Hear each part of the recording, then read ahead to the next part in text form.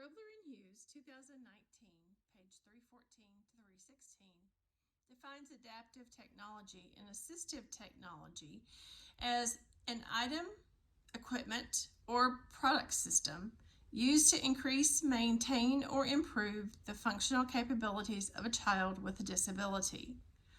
Assistive technology service is something that directly assists the child in the selection of, acquisition, or the use of an assistive technology device.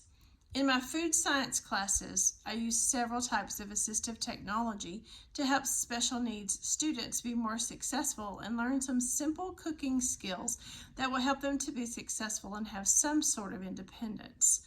Modifying a foods class for students with special needs ranging from deaf to nonverbal, severely handicapped to mild handicapped is a challenge.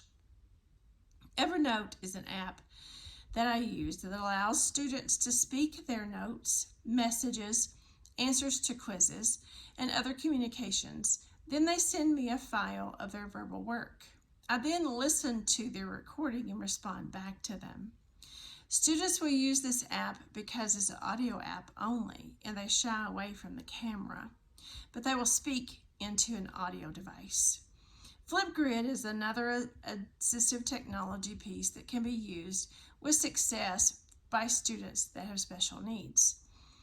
They can make a short video of themselves doing a project or a finished project or steps in a process such as a math project or a cooking project.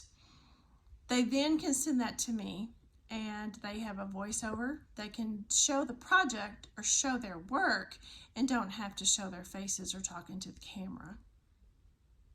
Look to Learn for the iPad is an app that's used by several nonverbal students to communicate what they want or what they need. I can talk to them and they can answer my questions using the pictures on the screen. Once a student has learned the Look to Learn app, they will walk around the room with their iPad and strike up a conversation with other students or adults in the room, and it can prove to be a good collaborative tool for them to use in group work and participation in group activities. For students who have vision issues, Screen Reader is a fantastic tool that can be used to read the ebook to them or a PDF that has been uploaded to their computer.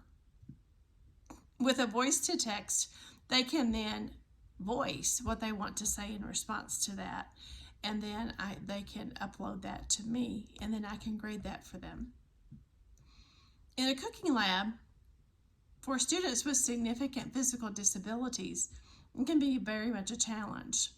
One of the things that helps is to use a PowerLink 4 control unit. That is a control that helps the student be able to push a button, a very large, easy to operate button that's pressure sensitive, that is essentially the on and off switch for an appliance. The student uses their hand or their forearm to turn the appliance on and off. The student who is wheelchair bound can use this device because it allows them to be part of a cooking group and feel like they are really contributing to the finished product. The student can turn on and off a timer with it. They can turn on and off a blender or a mixer.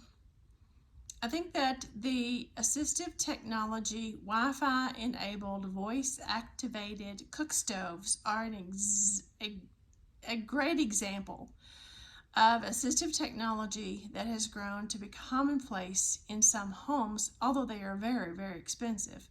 But this would allow students to speak to the appliance, to set the oven temperature, to turn on a timer, to turn the appliance on or to turn it off, to operate a microwave, or to adjust the heat of a cooktop burner.